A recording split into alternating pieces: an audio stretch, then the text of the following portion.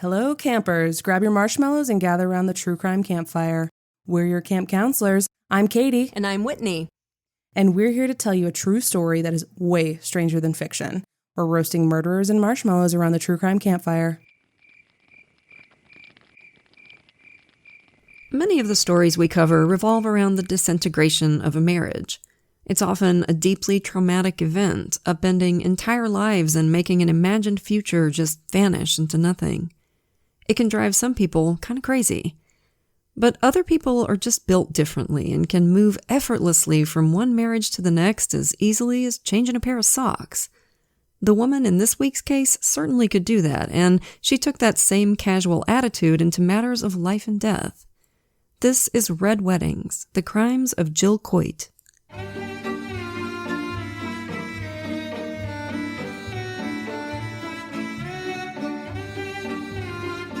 So, campers, for this one, we're in the Colorado ski resort town of Steamboat Springs, October 23rd, 1993.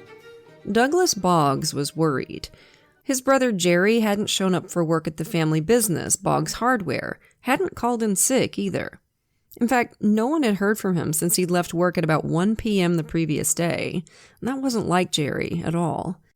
He was an adventurous, outdoorsy type, but he took his work seriously and he never missed a day without letting somebody know. Douglas couldn't get hold of his brother on the phone, so he drove to his house on Hillside Court West, a quiet cul-de-sac on the edge of town. He found that the back door was open, and inside there was an awful scene. Jerry Boggs lay dead on the floor of the kitchen, a thick pool of blood underneath him, and spatters of blood all across the floor and walls.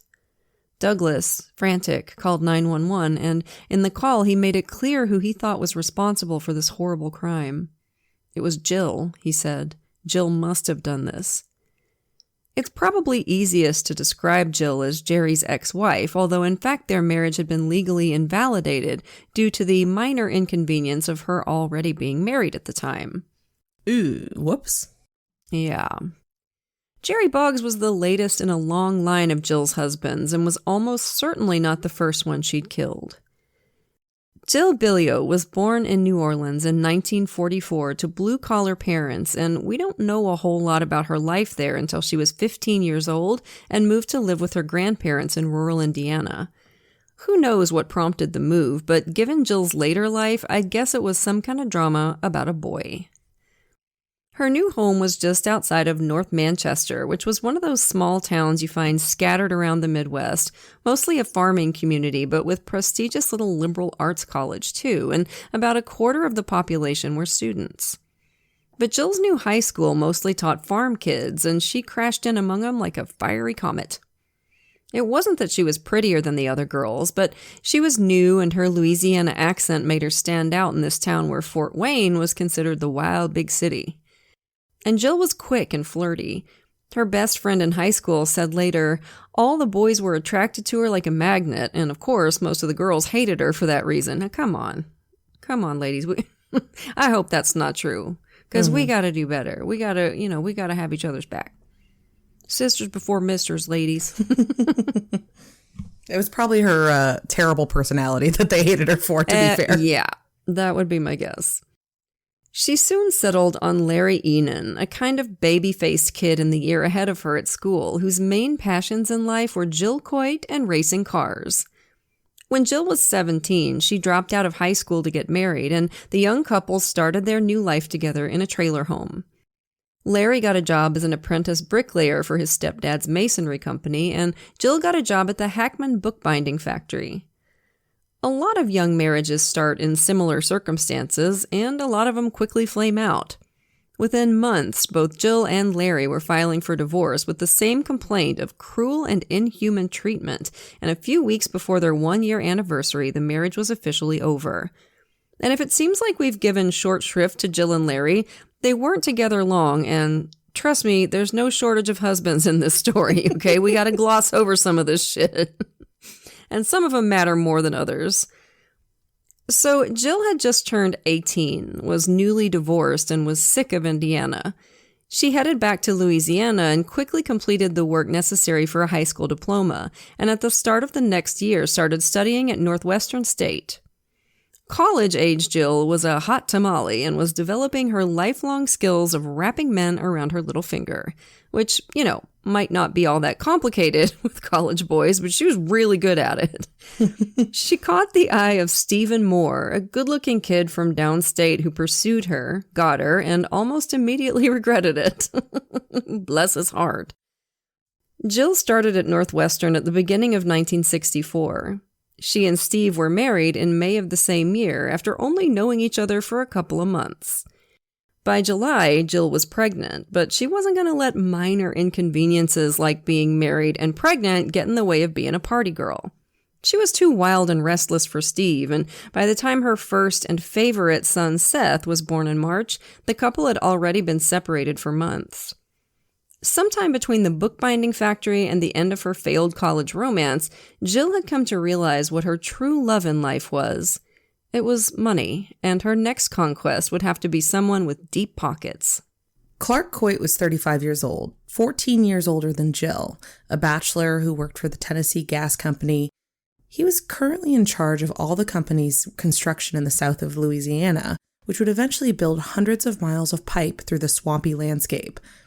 He'd worked for the company for a decade, moving from one job to another all around the country, and hadn't had much chance to settle down. He hadn't exactly had a burning desire to settle down either. He'd had a few short-term relationships, but he was a long way from being a player. He was a quiet guy with a good sense of humor, and so far he'd been pretty content to concentrate on work. But now he was 35, and the solitary life was starting to grate on him. He was lonely. He also made excellent money and was on the fast track at Tennessee Gas. And he was a decent-looking guy. Looked kind of like a tall, blonde cowboy. Yes, thank you. All of that added up to exactly what Jill was looking for. And when they met over French Quarter martinis one night, he was so completely bowled over. Jill was funny and smart and gave him all her attention.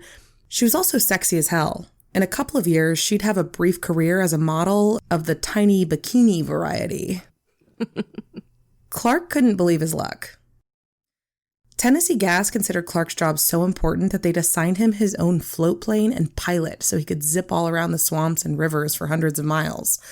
On Sunday, the day after he'd met Jill, he asked if she wanted to go flying, then called up his pilot. The pilot didn't have to take him up. It was Sunday, and although this was notionally an inspection flight, it was clear Clark just wanted to give Jill some fun. But everyone Clark worked with liked him, so the pilot did him a favor and took him and Jill swooping through the skies. Not a bad first date. No kidding. Clark fell for Jill so hard that by the time she got around to telling him she had an infant son and was kinda, sorta still married, it didn't matter. Jill filed for divorce from husband number 2, Stephen Moore, and she and little Seth moved into Clark's French Quarter apartment. Jill started school again, taking classes at Tulane. Between there and Northwestern State, she studied English Lit, business, acting, U.S. history, public address, and astronomy. She would always be someone who knew a little about a lot of things. A jackass of all trades, you might say. Exactly. Clark had grown up in Cleveland, but although he was close with his family, his work usually kept him far away. He took Jill home with him for Thanksgiving, where she turned up the charm to full power. Both Clark's parents and his older brother liked her a lot. Neither Clark nor Jill happened to mention little Seth, who they'd left back in New Orleans with Jill's parents. And maybe family's blessing was what Clark had been waiting for, because a couple of months later, he called up his brother Charles and said, "We're married." He and Jill skipped across the border into Texas and gotten hitched in a simple ceremony, which was how Jill preferred things. She liked getting married, but had little interest in all the surrounding hoopla. She also had a tendency to get married in states other than the one she was living in. She and Stephen Moore had gone over to Mississippi to tie the knot. When couples do this, it's often because the paperwork in their own states will take too long to process. But with Jill's marriage to Clark, I suspect she just didn't want anybody cross-checking records that might show, for example, that she was still legally married to Stephen. The divorce wouldn't be finalized until 14 months after she'd married Clark, but hey, what's a little light bigamy in the grand scheme of things, right? Not long after they were married, the couple moved to Houston, where Tennessee Gas had its headquarters, and got a nice house in the southwestern suburbs. Clark's good friends Bebe and Jenny McCurdy lived nearby, and at least at first they were happy for Clark, because he was so obviously delighted with his pretty new wife. Bebe was also an engineer for Tennessee Gas, and another thing he and Clark shared was a love of 1957 Ford Thunderbirds. Clark had one, and Bebe had two. The same year they were married, Jill's second son, William Andrew, was born. A couple years later, her third and final child was born. Clark's full name was William Clark Coit Jr., and this latest addition was William Clark Coit III, or more conveniently, just Billy. Jill then had a partial hysterectomy, although she would later claim the operation was just to remove some cancerous cells. She was no longer able to give birth, but as we'll see later, she wanted to be able to claim that she could. For the first couple of years, their marriage was nothing but sunny skies and smooth sailing.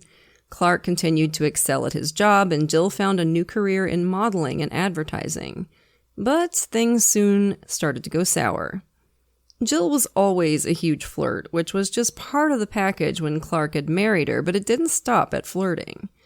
One summer, Clark's work took them up to Lexington, Kentucky for a little while, and Jill took riding lessons. She was a natural, and soon she and her instructor decided that they didn't actually need horses to go riding together.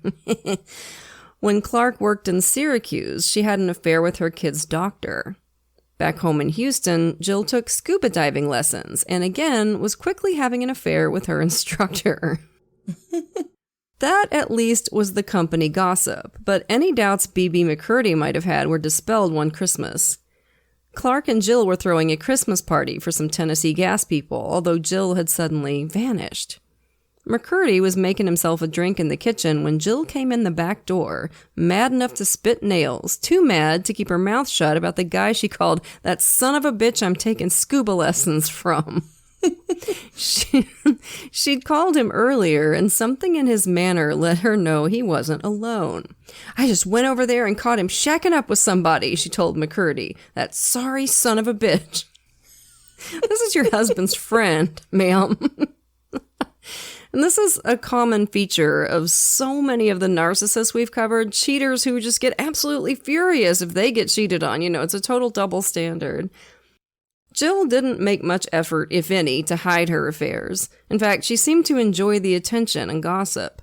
She even gave Clark's best friend Bebe a blatant invitation, bragging about how good she was in the sack and saying if he was only blonde, she'd have already gotten him into bed. You know, as a brunette, I find that very offensive, Jill. Frickin' hosebag. When he told her to cool it and back off, she said, well, that's too bad, because I give just about the best blowjob on earth. Oh, my God. This story, by the way, is from the book Poisoned Vows by Clifford Linedecker, who spoke to Bebe, and it had a lot more about Jill than we could ever fit in here. She has had a busy life, so highly recommend you read that book. All of this was both heartbreaking and humiliating for Clark Coit. He started drinking a lot, which only further loosened his connection with Jill, who was practically a teetotaler. They separated once in 1971, but quickly got back together, then separated again in 1972, although separated makes it sound a lot neater than it actually was. Clark just came home from work one day and found the boys alone with their maid.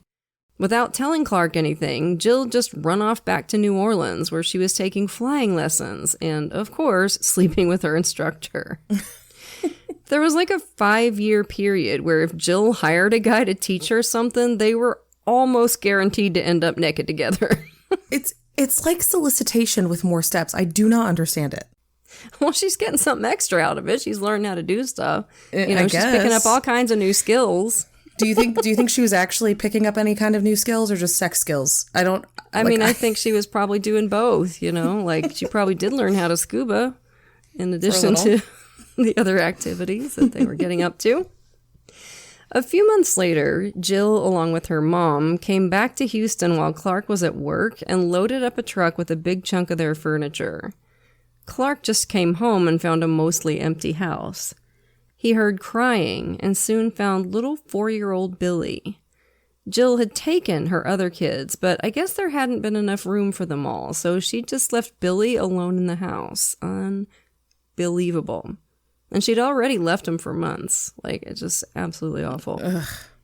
She came back 2 days later and took the rest of the furniture, and this time took Billy too. She also almost cleaned out their bank account. Surprise, surprise. Clark filed for divorce, seeking custody of the kids. A couple of weeks later, Jill filed her own suit. Clark was not in a good place. He lived alone in an empty house that had almost no furniture other than a cot and a 12-inch TV. When he wasn't working, he was usually drinking. On March 28, 1973, 4 weeks after he'd filed for divorce, he went drinking with people from Tennessee Gas. He told them he'd just taken out $10,000 in cash from the company credit union to keep Jill from getting hold of it. "At least she won't get this away from me," he told them. It was by no means an all-nighter at the bar. Around 10 p.m., B.B. McCurdy called his friend at home to see if he was all right. "Yep, everything's fine," Clark said. "Gonna take a little nap, and I'll see you in the morning." But Clark wasn't at work in the morning. And that wasn't like him at all. He was one of those guys who would crawl to work on bloody stumps if he had to. B.B. McCurdy called his wife, Ginny, and asked her to go check on Clark. When she got to his house, Clark's station wagon was still in the driveway. She rang the doorbell but got no response. Ginny went around to knock on the back door and found it unlocked. She cracked the door and called out Clark's name. Again, there was no response, but she could hear the sound of a TV. She went inside and found him lying in the hallway in a t-shirt and boxer shorts, with blood pooling underneath him. She rushed to the phone and called her husband at work. He told her to call for an ambulance and the police, and said he'd get there as fast as he could. Clark Coit was dead. The medical examiner found that he'd been shot 3 times with .22 caliber rounds, one on both sides of his back and one in his temple. Damn. In the house, the sheets in his cot were rumpled and the TV still on when Ginny and the police had arrived. Investigators theorized that Clark had been watching TV in bed when someone knocked on the back door. He'd opened the door to let them in, then he turned around and was shot from behind. This suggested he'd known his attacker. Mm-hmm. The $10,000 he'd just taken out from the credit union was nowhere to be seen, and his wallet was missing too. He usually kept around $500 in there. The empty wallet was found in a ditch near the airport a couple of days later. B.B. McCurdy called Jill in New Orleans to let her know what happened, and she gave every appearance of being distraught. In the early 1970s, the Houston PD did not exactly have a glowing reputation, and in talking to Jill, B.B. went one step further than they did. She was apparently so shaken up by Clark's death that she checked herself into a mental institution, and her lawyer told police she was unable to answer questions. Oh, it's convenient. Mm-hmm. And by the time she checked herself out, the Houston PD seemed to have just forgotten about the case. They never interviewed Jill, and no one was ever charged in Clark Coit's death. What in the Oh my God. It's insane. They just didn't give a shit, apparently. I've seen infants with better object permanence. Like, I guess in Houston, all perps had to do is play peekaboo with the cop chasing them. They'd start giggling and clapping and forget what they were doing. Oh, Lord. I'm pretty sure this is not the first time we've seen this from Houston PD on this show. I feel like there have been at least like 1 or 2 other cases. So, yikes. Yeah. Jill's lawyer was a guy called Louis DeRosa who called B.B. McCurdy a couple of days after Clark's death. B.B., as it happened, was the employee benefits manager for Tennessee Gas, and Jill's lawyer wanted to know what she had coming to her now that Clark was dead.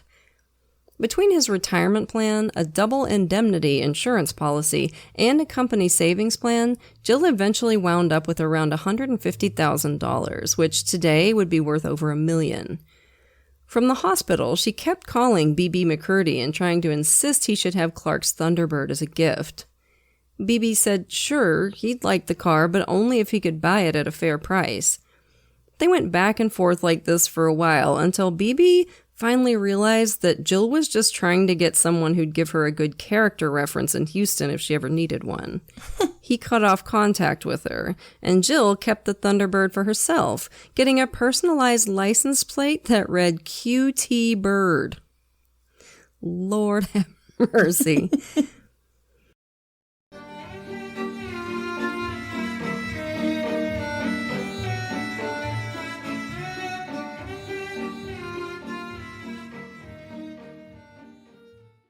Starting or growing your own business can be intimidating and lonely at times. Your to-do list may feel endless with new tasks, and lists can easily begin to overrun your life. So finding the right tool that not only helps you out, but simplifies everything as a built-in business partner can be a game changer. For millions of businesses, that tool is Shopify.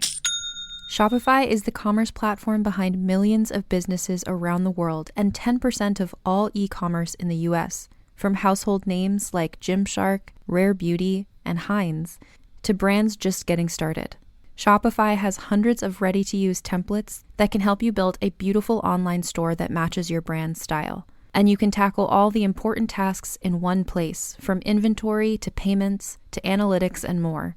No need to save multiple websites or try to figure out what platform is hosting the tool that you need. And if people haven't heard about your brand, you can get the word out like you have a marketing team behind you, with easy-to-run email and social media campaigns to reach customers wherever they're scrolling or strolling. Start your business today with the industry's best business partner, Shopify, and start hearing. Sign up for your $1 per month trial today at shopify.com/realm. Go to shopify.com/realm. That's shopify.com/realm. The best summer memories are made outside, and LL Bean has the clothing and gear you need to make these memories. Their effortless styles are created for summer spent outside with family and friends. Like hand-sewn boat shoes, coastal cotton sweaters, rugged polos, and, of course, the iconic Boatin' Tote, which has been made right here in Maine since 1944. LL Bean. Be an outsider. Visit llbean.com to learn more.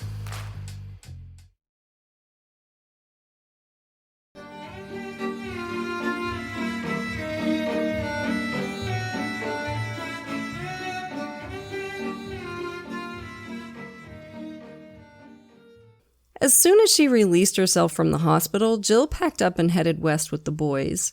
She told them that Clark had died of a heart attack. They settled in Los Angeles, and Jill got busy. There are other ways of seducing someone than the purely romantic or sexual route. A couple of years previously, Jill had met a wealthy old Californian named Edwin Bruce Johansson, and now she reconnected with him. They got along so well that in July, just a couple of months after Jill had traveled west, Edwin signed paperwork to adopt Jill as his daughter, with her lawyer, Louis DeRosa, handling things. Now, Edwin was 89 years old. His wife had died 5 years before, and he was quite probably suffering from dementia. But just 3 months later, Edwin wrote a new will, leaving his estate to his accountant's wife, Anne Schwartz. Anne and her husband had apparently convinced Edwin that he and she had known each other in a previous life, with Edwin a slave and Anne a queen, but a queen who treated him kindly.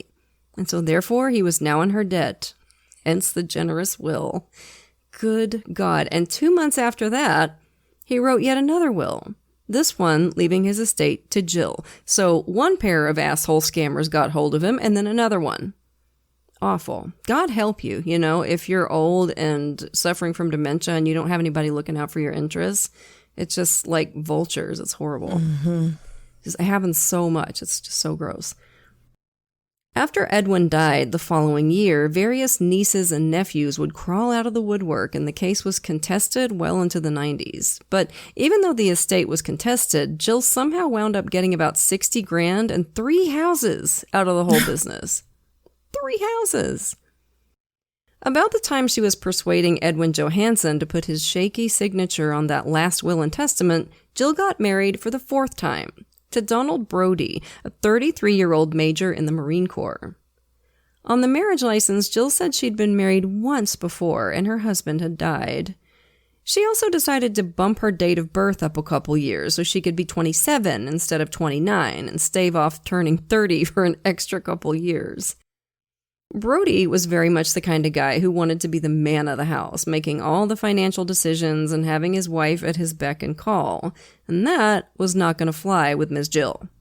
Before the marriage was a year old, she packed up the boys once again and headed back to New Orleans, with her lawyer handling a quick divorce. Damn, girl, you can blink and miss these marriages. I do have to wonder if, personality was even considered in her decision-making process for like marriage, because it seems like the answer is for sure no. Like No. The traditional marriage value seems like something you talk about in dating. Like, of course she wouldn't put up with a man ordering her around. That's her job. She's the one in charge.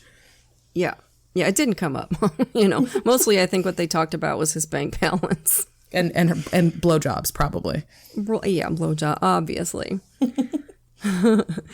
According to Jill, she was pregnant when she left California, and the next year she gave birth to Thaddeus John Brody at home. There was a birth certificate and everything. In fact, a birth certificate was all there was, because Thaddeus John Brody didn't exist. This would not be the last ghost baby that Jill would have, and it's not entirely clear why she did it. There wasn't really a direct scam involved. Maybe she just wanted to keep some kind of leverage in her pocket. It's also worth mentioning that as she got older, Jill got weirder, okay? Like, she was still charming and energetic, but every now and again there were just flashes of pure crazy, as you will soon see. What Jill's life really needed at this point was more drama. At the end of 1974, Marie DeRosa, the wife of Jill's lawyer, Louis, filed for divorce, claiming that he'd been having an affair with his client for the past 4 years. Now that, if you've been following the timeline, stretched from Jill's first separation from Clark all the way through his death, Jill's dubious adoption, and her marriage to Donald Brody. Marie had extensive private investigator files to support her accusations, and she and Louis were quickly divorced. They'd used aliases throughout their affair, and Jill had been the more careful of the two. She'd been Sandra Kelly, but Louis DeRosa had just gone with Lad DeRosa. Well played, sir. They'll never figure that one out, like when they would check into hotels and stuff. Oh, brother. Lad DeRosa instead of Louis DeRosa. Brilliant. 18 months after his divorce, Louis and Jill slipped across the border to Mississippi and tied the knot. Louis was 50 years old and a wealthy, successful man, and he knew Jill as well as anybody did, which meant he probably should have known better. No shit. Like, what? You've seen the madness? What are you doing, Louis? She must have really liked the blowjob. Like, she wasn't lying, obviously. No. Yeah. He was special, Whitney. He could change her. He could fix her. Yeah.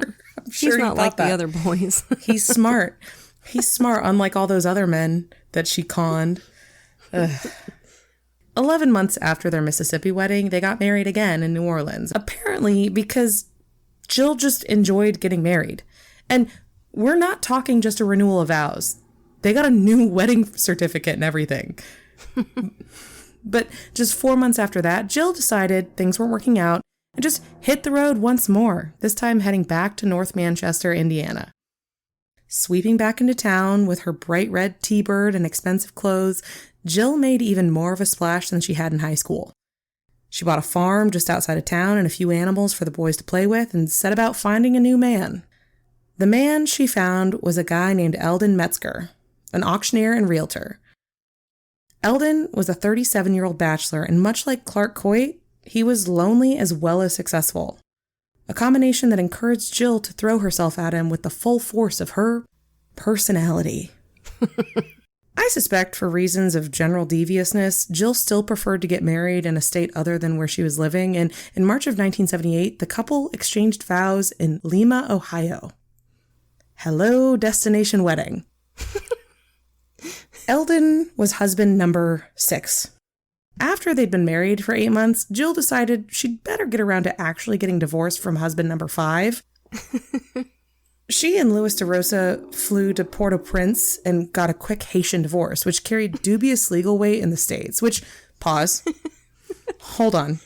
You marry your newest husband in scenic Ohio, and then traveled to a Caribbean island nation to get a divorce. This woman has it bass backwards. I do not understand her. Yeah, I'm kidding. Jill was busy wheeling and dealing in all kinds of businesses and buying multiple properties. She traveled a lot, and whenever she stayed somewhere for more than a week or so, she tried to get a driver's license there under one of her ever-expanding roster of married names. In addition to her Louisiana, Texas, and Indiana licenses, she got ones for Arizona, California, Georgia, Kentucky, New York, New Mexico, and North Carolina. Good gravy. Things were going well for Jill, and another bright spot was when she got pregnant again. She fixed up a room as a nursery and showed off baby clothes to her friends, but she didn't seem to gain much weight. She told everyone that was normal for her. She never showed. As it happened, she was home in New Orleans when the baby was delivered, but poor little Tinley Metzger was born with serious congenital defects and didn't survive long. Or at all, in fact, because he never existed. Yeah, there was that. The reasons for this fake pregnancy are probably just Jill's weird brain and a desire for attention and sympathy. Mm-hmm. What Eldon thought about the whole thing, who knows? When a local reporter ran into him on the street and told him how sorry he was, Eldon just gave him a blank stare. So bizarre. 2 years after they got married, Jill and Eldon separated. She briefly moved in with a local farmer, but her romantic attention soon moved west to the lakeside town of Culver. Jill's maternal instincts were kind of hit or miss. After marrying Eldon, she'd basically turned his basement into a separate bedroom where the boys could live by themselves and not bother her too much, and she'd recently stashed the 2 younger boys away at Culver military academies. She visited them sometimes, and visited them more often after she met the commandant of the academy, Carl Victor Steele, an athletic and recently divorced former Marine Corps colonel. Long discussions about her son's education soon turned into more important things, like Jill figuring out whether this dude was a good prospect for husband number 7. Oh, no. No. This bitch is like evil Liz Taylor.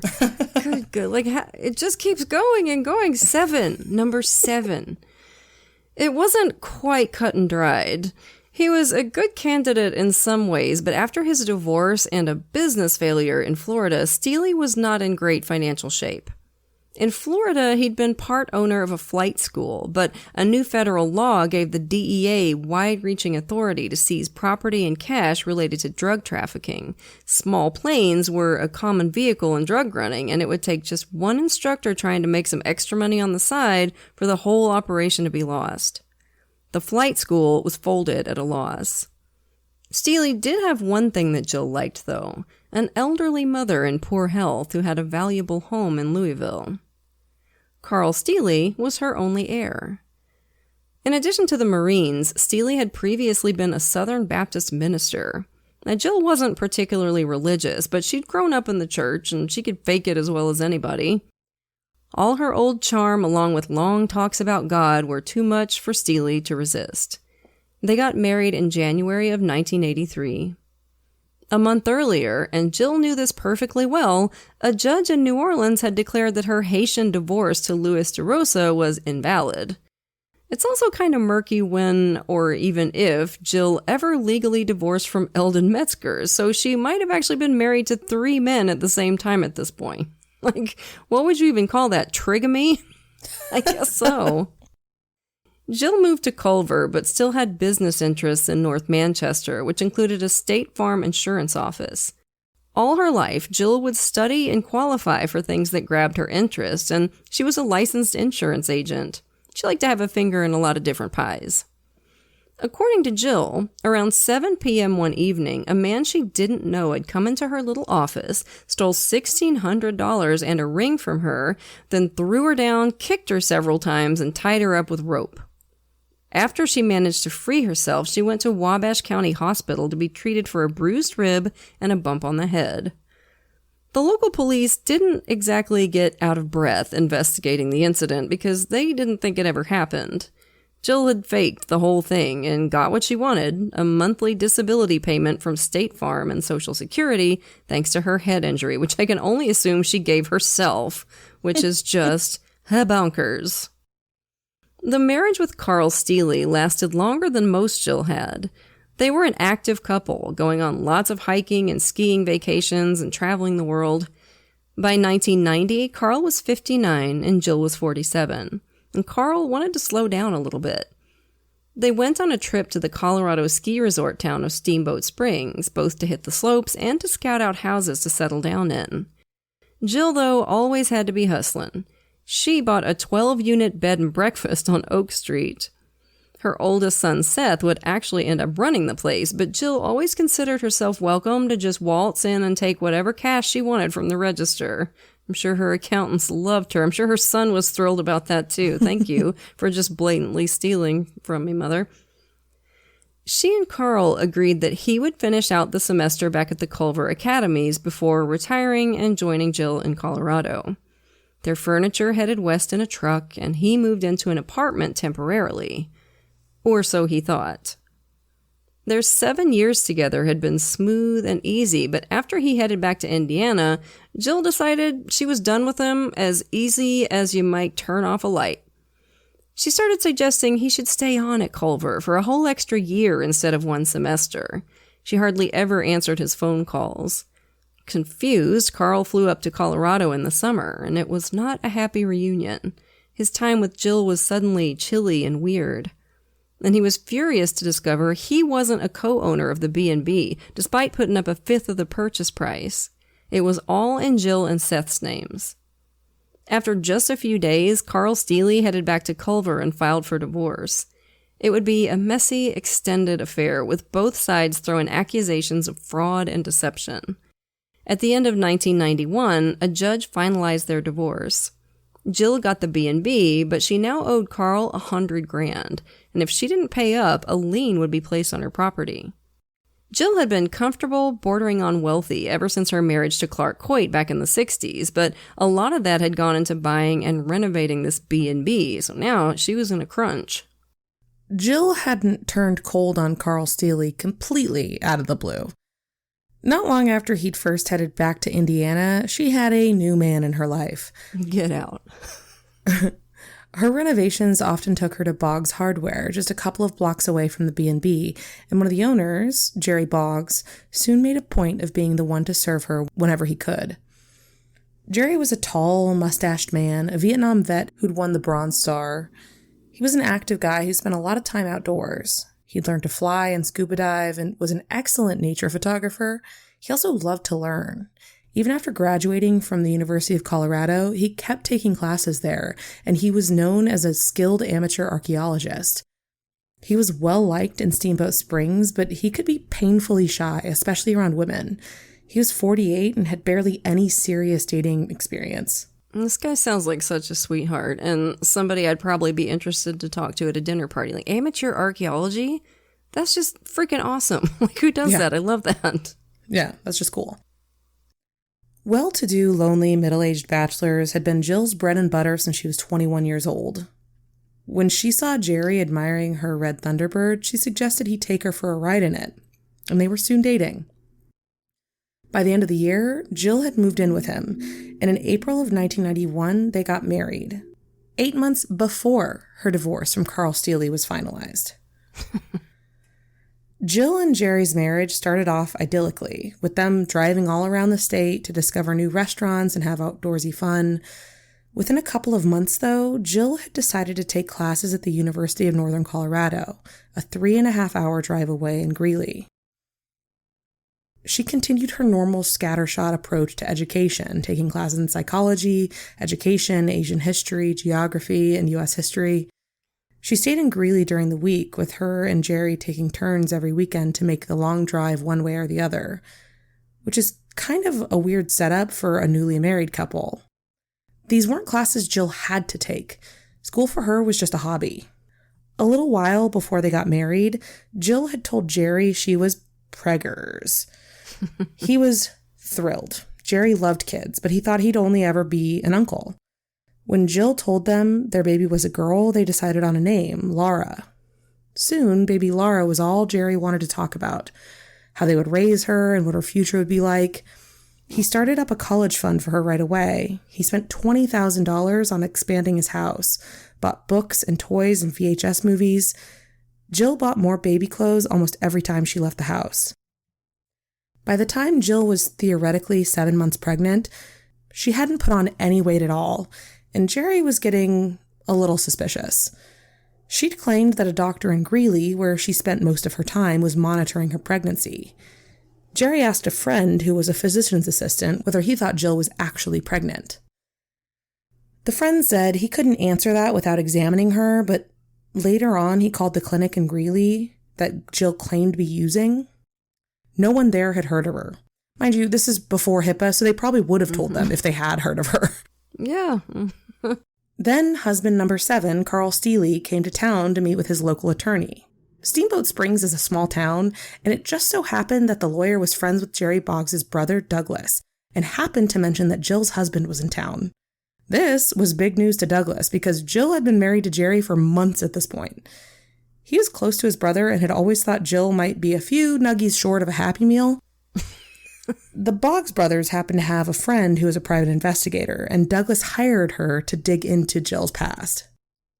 The PI quickly learned that Jill was indeed still married to Carl Steele and had had 7 husbands before Jerry.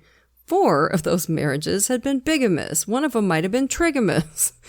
She also found that Jill had multiple aliases, and most worryingly, that Clark Coit had been murdered just weeks after filing for divorce from Jill. For her part, Jill put on her shocked Pikachu face.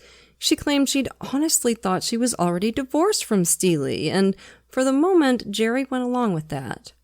Their marriage was declared invalid on December 3rd. They told the judge they intended to get married for real once matters back in Indiana were taken care of, but this relationship was not only on the rocks, it had already smashed apart and sunk. Just a few days later, they had a big fight, and Jill stormed out and headed back to Greeley. On December 22nd, Jill called Jerry to let him know that she'd given birth to their daughter the night before, all by herself, in her son William's house in Denver. But she refused to bring the baby girl home so Jerry could see her, for the obvious reason that she did not exist. Jerry was falling apart, poor guy. He had serious doubts about whether Jill had actually given birth, but, he didn't know for sure, and it was driving him nuts. He didn't sleep much, he made mistakes at work, he was just utterly despondent. Friends tried to get him to see a therapist, but he refused, like a lot of men of his generation probably would have. Gotta walk it off, sort out your problems yourself.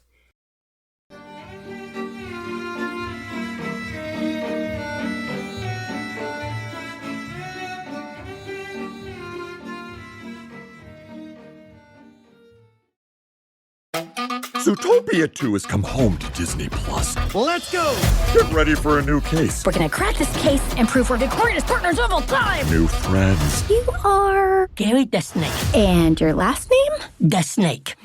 Dream team. And new habitats. Zootopia has a secret reptile population. You can watch the record-breaking phenomenon at home. You're clearly working at Zootopia 2, now available on Disney+, rated PG. The war is over, and both sides lost. Kingdoms were reduced to cinders, and armies scattered like bones in the dust. Now the survivors claw to what's left of a broken world, praying the darkness chooses someone else tonight. But in the Shadow Dark, the darkness always wins. This is old school adventuring at its most cruel. Your torch ticks down in real time, and when that flame dies, something else rises to finish the job. This is a brutal rules-light nightmare with a story that emerges organically based on the decisions that the characters make. This is what it felt like to play RPGs in the 80s, and man, it is so good to be back. Join the Glass Cannon podcast as we plunge into the Shadow Dark every Thursday night at 8 p.m. Eastern on youtube.com/theglasscannon, with the podcast version dropping the next day. See what everybody's talking about and join us in the dark.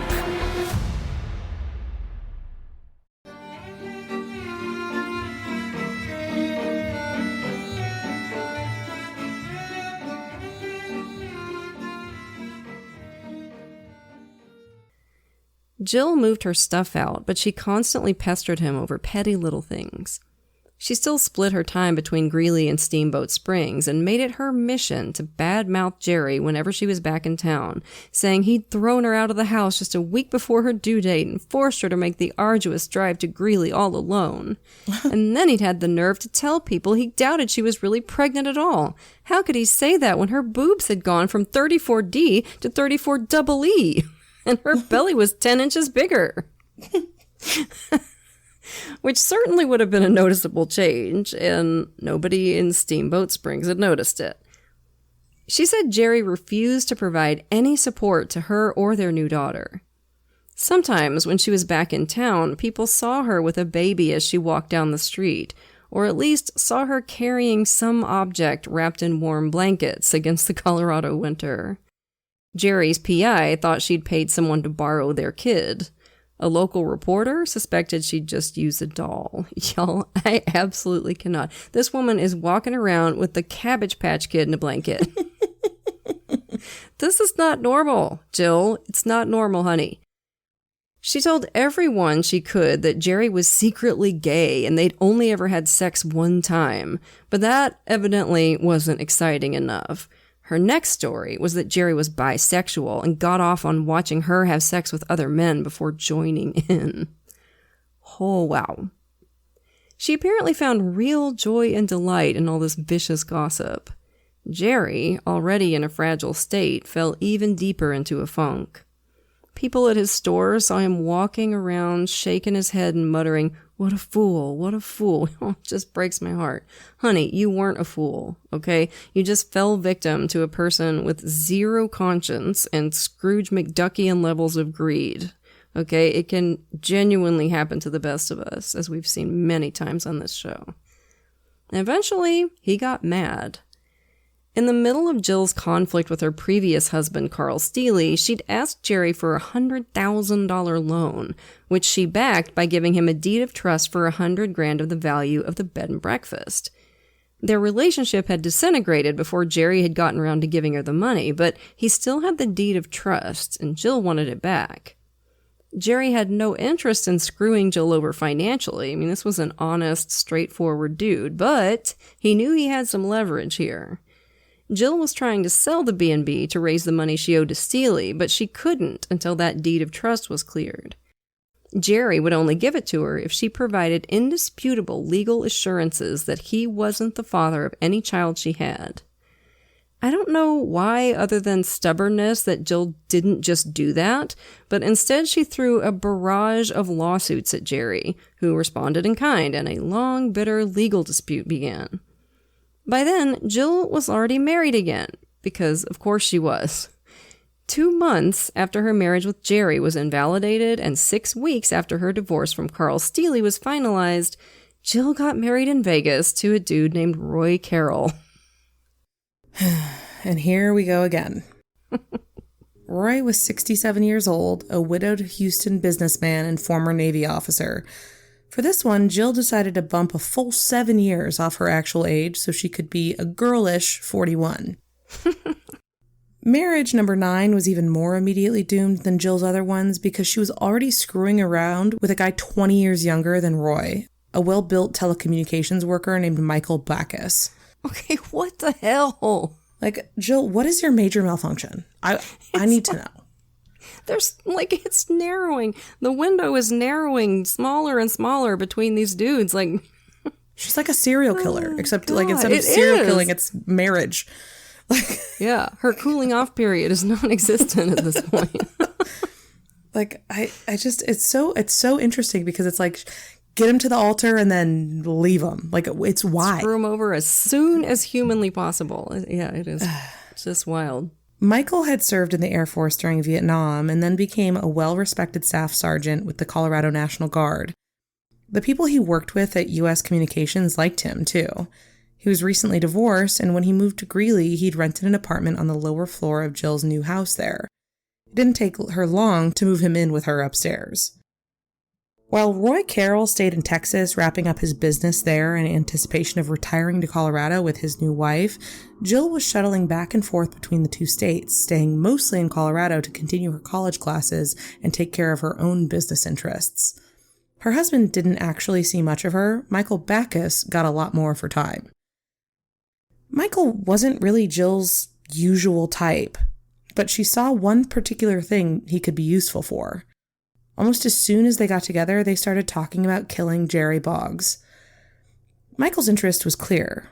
He tried to hire a Vietnam buddy as a hitman and told him once Jerry was out of the picture, Jill could sell the B&B for $1 million and Michael would get a big chunk of that. That was optimistic of him. Every man in Jill's life needed multiple lawyers to get any money out of her, and Michael was just a boyfriend. You know, they say get a ring before you go in on any financial decisions with a partner. I'm sure she would have married him. I'm sure she would have. You're right. She would have married him. Just had to wait around long enough. Would it have been valid is the question. Probably not. No. I think she's like a quadruple-amist at this point. I think, that song, Standing on the Corner in Winslow, Arizona. Yeah. You know that song? She would have married that guy. She would have married the guy standing on the corner. Yeah. Just had to drive by once.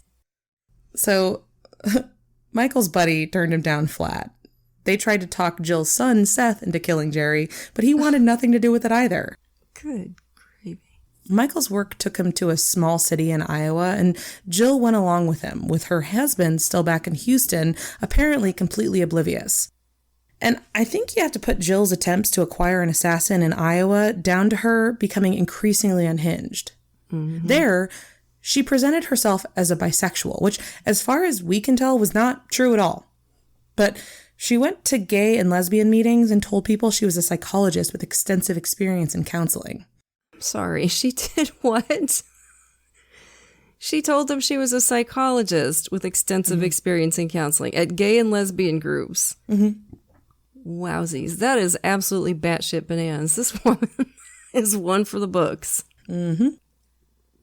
One of the people who came to her for counseling was a lady named Mo Hanley, and in an early session, Jill fished for a specific reaction. How would you feel if someone raped your daughter? Jill asked. I'd kill him, Mo said.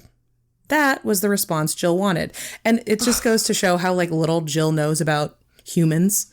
Because that's the baseline answer for anybody. Yeah, fucking kill him. Oh my God. But at their next session, she told Mo an awful story. Jill's boyfriend had recently died in a car wreck, and his 5-year-old daughter was living with an aunt where she was being sexually abused by a male relative. This male relative was a tall, mustached hardware store owner in Steamboat Springs, Colorado. With that little preamble, Jill asked Mo to kill him. And Mo was like, what the fuck? No. Then Jill asked if Mo knew where she could get a hold of an untraceable gun, and Mo decided the session was over, and all future ones too. Good for her. Good God. And again, how disgusting is this? She's going to meetings for, a group of people who tend to be vulnerable to start with, and offering counseling services, and this is what she does. Jeez Louise. So I don't know exactly what Jill was thinking here, but it looks like she'd somehow gotten it into her head that lesbians can be easily goaded into assassination. And when that turned out not to be the case, she was right back where she'd started. She and Michael had completely failed to find a hitman or woman. Womp womp. They just have to do it themselves. And that just about brings us around to where we started this story. On Thursday, October 21st, Jerry closed his cash register at the hardware store at around 1 p.m., said goodbye to the other people working in the store, and left. The next day, he didn't show up, didn't call in. That just didn't happen. Even at his lowest ebb in all the drama with Jill, he never just skipped work. His brother Douglas was worried and tried to call Jerry. When he got no response, he went over to his brother's house and found him beaten, bloody, and dead on the kitchen floor. The first detective who responded to the scene was Rick Krotz. Krotz had been a cop for 14 years, and the first half of that had been with the San Diego PD, so he was more familiar with violent crime scenes than most officers in sleepy little Steamboat Springs. He checked to make sure Jerry was dead. He was room temperature cold, had no pulse, and his eyes were glazed. Not only was he dead, it looked like he'd been that way for a while. There was a gash on his forehead, maybe caused by a bullet. A hole in the back of Jerry's blue parka looked like another shot. His hands and face were bruised and cut. A big pool of blood was under Jerry's head, and spatter was all over the floor and walls. Does this sound familiar, by the way? Remember the first murder? There were burn marks on the side of his head that looked like wounds from a stun gun. Close to the body were a plastic bag, a wooden-handled shovel, and a small caliber slug, all smeared with blood. The smears on the shovel handle looked like they'd been made by fingers, but without prints. Whoever had made them had worn gloves. 2 more gunshot wounds were found on Jerry's body. He'd been stunned, badly beaten, apparently with the shovel, and had defensive injuries on his hands. His wallet hadn't been stolen and still had $260 in it. Officers canvassed the neighborhood, and they soon spoke to Jerry's neighbor Debbie. The morning before, she'd seen 2 weird people walking along Hillside Court West, one short and one tall, bundled up in heavy jackets despite the warm fall weather. The street was a cul-de-sac, and not somewhere people wandered through on their way to somewhere else. But what made this pair really stick out in Debbie's mind was that the shorter one was very obviously a woman wearing a fake bushy mustache and a fake ponytail under her baseball cap. She hadn't made much effort beyond that to disguise herself. Even under the heavy jacket, her boobs were obvious, and she didn't try to change her walk at all. In fact, as she watched that walk, Debbie noticed that the woman had a noticeably flat ass, something that many people had also happened to notice about Jill Coit. Flat ass. Like, okay, no offense to my little booty queens out there, but if I was identified by my noticeable lack of badonk, I would have to try and drown myself in the hot springs. I got to that part of the story. I was speechless. Well, it's like what you're saying is you like big butts and you cannot lie.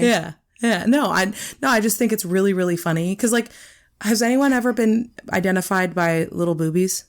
I don't think so. I think that might be the first time I've ever heard of it. somebody being identified by their little flat ass. Are you kidding me? It's so funny. Oh my God. A bushy mustache and a baseball cap.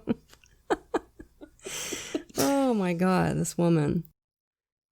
Jerry's autopsy showed he'd been shot 3 times with small caliber ammunition, all the shots on a slight upward trajectory, 2 in the back and 1 in the chest.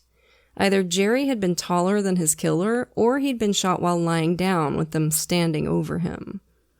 Given that he'd been shot on different sides of his body, he'd have to have been rolled over if he'd been shot on the floor. A shorter killer was more likely. Douglas Boggs told police all about his brother's messy separation from Jill, and they had other reasons to focus on her too. The next day, the Boggs family lawyer and his wife had just left Douglas's house when a bright red sports car passed them. Jill's car was unmistakable, and as it passed, both the lawyer and his wife saw Jill behind the wheel, quote, wearing a big, fat, bushy mustache and wearing a baseball cap turned backwards. Now, y'all, this is the day after the murder. And she's just tooling around in this small town where everybody knew her, still in her disguise. Not only are you a skank, my girl, but you are a dumb skank at that. Are we sure she wasn't in Mensa? Because I feel like she's the type to be in Mensa.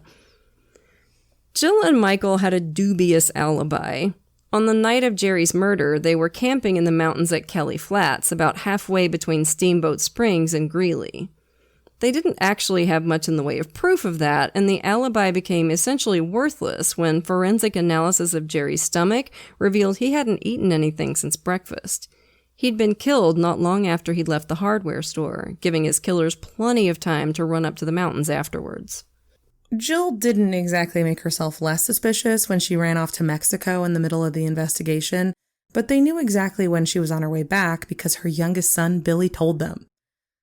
Jill's youngest 2 sons were shocked when they realized their mom was the prime suspect in Jerry's murder, and Billy started questioning the death of his own father, Clark Coit. Jill had always stuck to the story that Billy's dad had died of a heart attack. Now Billy called his uncle, Clark's brother, and got the truth out of him, that Clark had been shot to death in an unsolved murder. "My mom did it, didn't she?" Billy said. So he didn't have many qualms about ratting her out. Damn, poor kid. I cannot even imagine. And it's interesting how often we see this in the cases we cover, where the kids will absolutely believe their parent is guilty. Like somewhere in his mind, either consciously or unconsciously, he knew what his mother was. On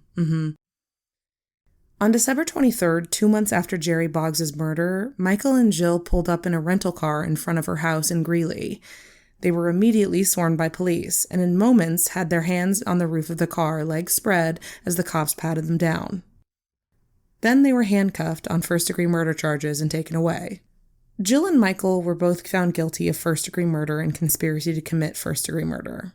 All 3 of Jill's sons testified against her. The testimony of Seth, who Jill and Michael had repeatedly tried to hire as a hitman, was especially brutal. On the afternoon of Jerry's death, at around 4, Seth said his mom had called him and said, "Hey baby, it's over and it's messy." Oh my... Seth told her not to talk to him and slammed down the receiver. Yeah. Jill and Michael were both sentenced to life without parole. Jill has never been prosecuted for the murder of her husband, Clark Coit, whose name she always kept for some reason. You want to know why? Because the Houston PD lost the murder file. Just lost it. Yeah. All the evidence. Gone. Mm-hmm. So there was no way to investigate her any further or bring her to trial, but a lot of people believe she's guilty of that murder too. Yeah, I agree with them. There's an old episode of American Justice about Jill's case, and they actually got to interview her in prison, where she told the producer she was having a tough time in prison. She was lonely, she said. And then she spoke what might be the most astonishing sentence ever spoken in human history. She said, quote, "All of a sudden, quote, I'm this bad person because I committed a murder. It's embarrassing and humiliating." I don't even know what to say to that, except, oh my God, shut your pie hole, you unhinged bitch. You commit a brutal murder, too, in my opinion, and that's your takeaway.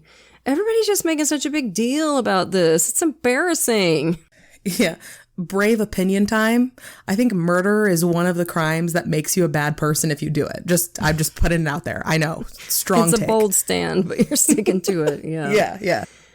I think more than anything else in this story, and there's a lot to choose from, this tells us what we need to know about Jill Coit. And tells us that she needs to stay right where she is, in an 8x10 cell with no chance to mingle with the rest of us. Now, before we go, don't forget about our 2 amazing live shows coming up. First, we've got Summer Camp, September 10th through 13th, an amazing 4-day festival in Equinunk, Pennsylvania, hosted by Dan and Lindsay Cummins of Time Suck and Scared to Death. Both of those podcasts are amazing. Mm-hmm. We'll be performing live alongside them and the podcast Astonishing Legends, in addition to a roster of awesome stand-up comedians and local bands. Go to badmagicproductions.com for more info and to buy tickets. Then we've got our True Crime Cruise, Crime Wave 2.0, February 8th through 12th, 2027. If you want to come on vacation with us and some of the biggest true crime and paranormal podcasts in the world, like Case File, True Crime Garage, Last Podcast on the Left, and Scared to Death, here's what you got to do. Tickets are on sale now, and they're going fast, so if you want to go, make sure you get over to crimewaveatsea.com/campfire and book your cabin ASAP. You'll get $100 off, plus a private meet and greet with us. The great thing is you can pay all at once or set up a payment plan and pay it off over time. So get on it, y'all. That's crimewaveatsea.com/campfire. So that was a wild one, right, campers? You know we'll have another one for you next week. But for now, lock your doors, light your lights, and stay safe until we get together again around the True Crime Campfire. And as always, we want to send a grateful shout out to a few of our lovely Patreon supporters. Thank you so much to Jen, Chelsea, Michael, Scarlett, Chrissy, and Jelly. We appreciate y'all to the moon and back. And if you're not yet a patron, you are missing out. Patrons of our show get every episode ad-free, at least a day early, sometimes more, plus tons of extra content, like patrons-only episodes and hilarious post-show discussions. And once you join the $5 and up categories, you get even more cool stuff. A free sticker, a rad enamel pin or fridge magnet while supplies last, virtual events with Katie and me, and we're always looking for new stuff to do for you. So if you can, come join us at patreon.com/truecrimecampfire.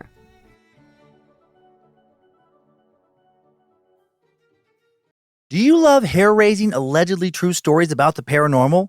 Then you should summon the podcast Scared to Death. It's the popular horror series with more than 60 million downloads to its name, and is co-hosted by me, Dan Cummins. And me, Lindsay, co-host and also Dan's wife. Each week on Scared to Death, we share bone-chilling tales from old books and creepy corners of the web, and even some submitted by our listeners, all designed to make you want to sleep with the lights on. Think you can handle the horror? Tune in to Scared to Death every Tuesday at the stroke of midnight to find out. From the parents behind Law & Order comes a mystery the whole family can enjoy. Patrick Picklebottom Everyday Mysteries. Step into the whimsical world of Patrick Picklebottom, a precocious 11-year-old with a love for reading and an uncanny ability to solve mysteries. Inspired by the beloved children's book of the same name, this podcast vividly brings Patrick's tales of deduction and everyday adventures to life as he unravels baffling enigmas and solves clever cases. Patrick Picklebottom Everyday Mysteries is perfect for kids and is just as entertaining for grown-ups who love a good mystery. The whole family can listen now wherever you get your podcasts.